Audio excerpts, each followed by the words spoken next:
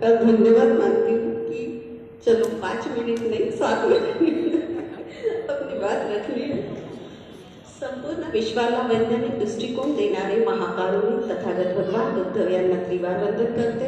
Bodhisattva doctor Babasaheb Ambedkar यांना त्रिवार वंदन करते। डायसवर सन्माननीय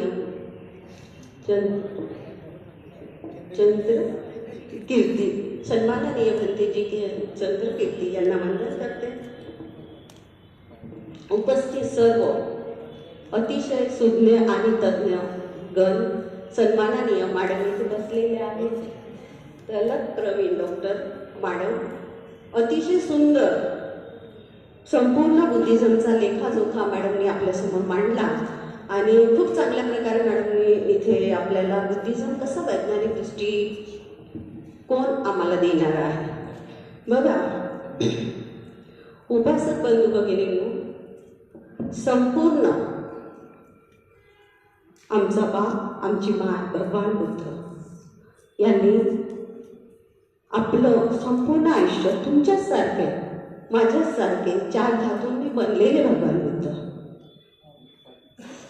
संपूर्ण आयुष्य चंद्रनासारखं घासलं, बुद्धत्व प्राप्त केलं। ते काय काय केलं आम्ही दरवर्षी वाचतो, त्याचा उत्साह करतो, ते वेगळं सांगायची गरज नाही। मग आम्हाला एक मार्गदाता मिळाला। आता त्या मार्गदर्शनाने आम्हाला एवढंसही मॅडमनी सांगितलं की थोडीशी मूठ राखून ठेवणारा गुरु नव्हता, सढळ हाताने आम्हाला सर्व जीवन जगण्याची कला आम्हाला दिली। ते कमी होतं तर बाबासाहेब आले, आमचा बाप आला।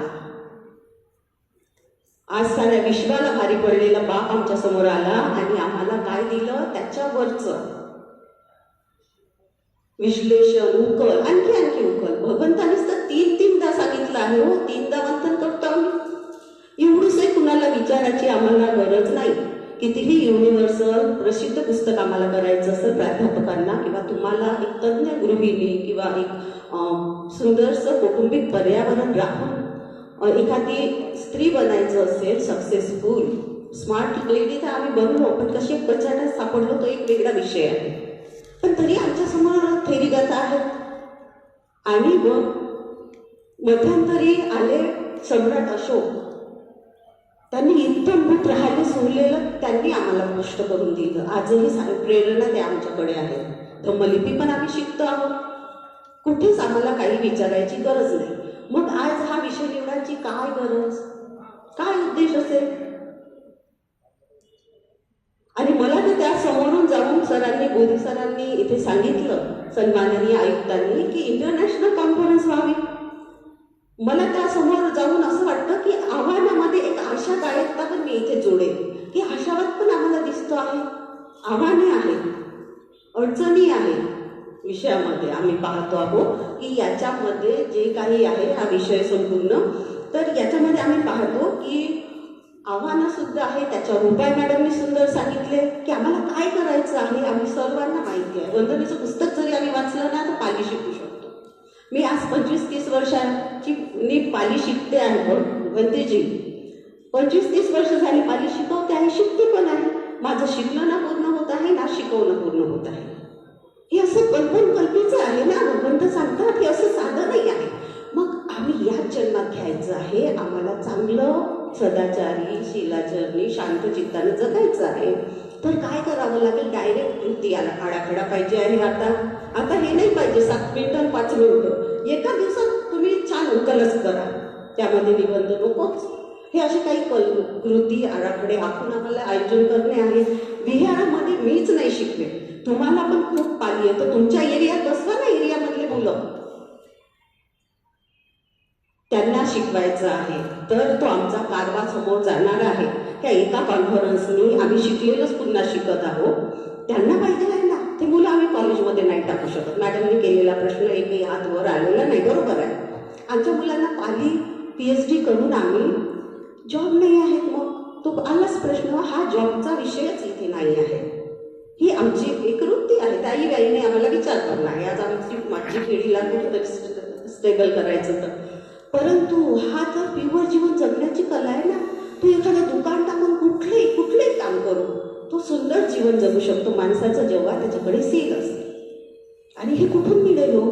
पाली साहित्य अथांग सागरासारखं पसरलं आहे साऱ्या देशामध्ये, याच्या लाटा वाहत आहेत आणि आम्ही कोरडे घटक आहोत, तहाने आसुरलेले आहोत. कोण जबाबदार आहे हो याला?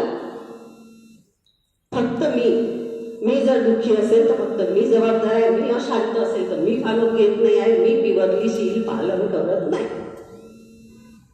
शील पालन करावंच लागेल, काया वाचा मनाने करावं लागेल, ते उकल करून घ्यावं लागेल. त्या शीलावरच कितीतरी आयुष्य घालवावं लागेल आणि ते समजून घ्यावं लागेल.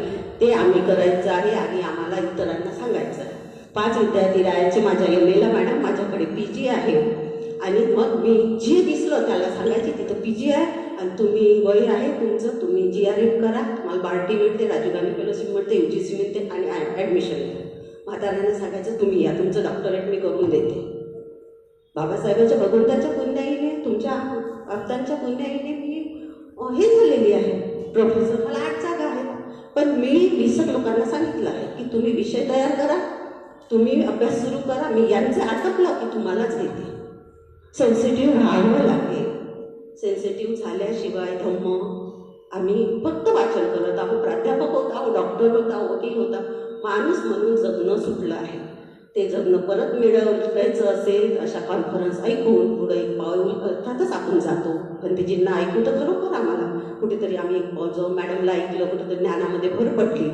एवढ्या मोठ्या आपल्या मॅडम आल्यात, कुलगुरू मॅडम, त्यांचं ते व्यक्तिमत्व, त्यांचं ते कितीतरी पीठक वाचलं असेल हो. पण हे सर्व सदाचरण आतमध्ये आहे. सातत्य होतं, साधना होती, तेव्हा एक पोस्ट मिळाली ना.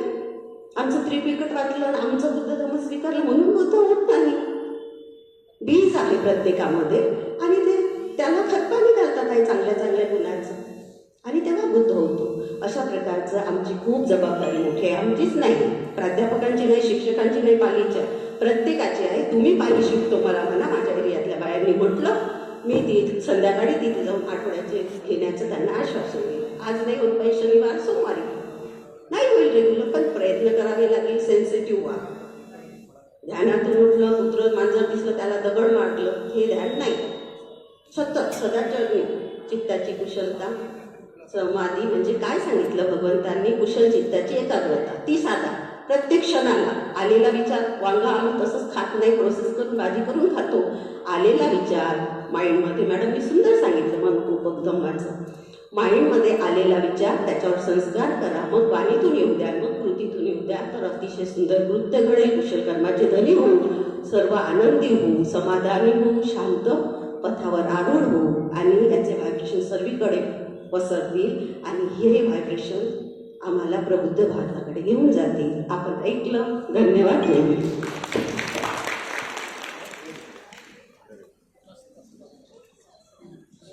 खूप खूप धन्यवाद मॅडम.